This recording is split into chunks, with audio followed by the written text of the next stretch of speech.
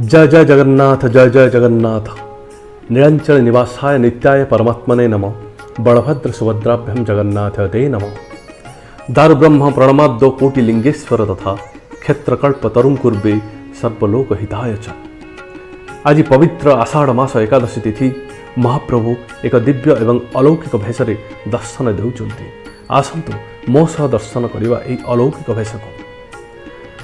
भारतवर्षे उत्कल देशे भूस्वर्गे पुरुषोत्तम क्षेत्रे दारुरूपी जगन्नाथ भक्तानां भयप्रदा जगन्नाथ स्वामी नयनपथगामी भवतु मे।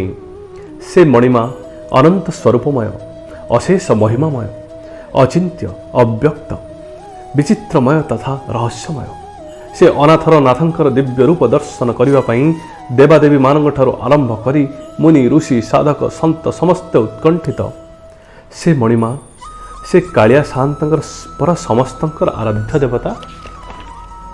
आषाढ़ मास शुक्ल पक्ष दशमी तिथि महाप्रभु मौसीमा घर श्रीमंदिर को बाहुड़ी जाइछन्ति। महालक्ष्मी को कहीकि जाइथिले गोटे दिन पर जाइकि आसिबे, किंतु भाई भौणी को नहीं मौसीमा घरे एते दिन रहीगले।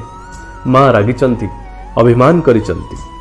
सर्वमंगल मांगल्ये शिवे सर्वार्थ साधके शरण्ये त्र्यंबके गौरी नारायणी नमस्तुते।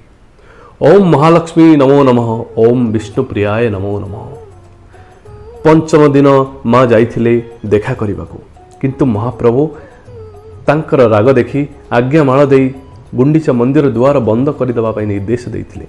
माँ मन दुखरे राग और अभिमान रे नंदीघोष रथ को भांगी दे फेरी आसीथिले श्रीमंदिर। हे मणिमा, माँ को मनैया पाई किसी आनिछन्ति कि नहीं आपण? निज पत्नी को मनैया पाई तांकर मानभंजन करने पाई महाप्रभु रसगोला आनिछन्ति।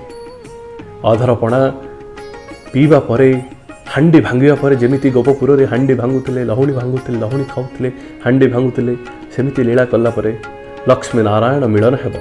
महाप्रभु नीलाद्रि विजय करिबे। यह थिला महाप्रभुंकर मानवीय लीला।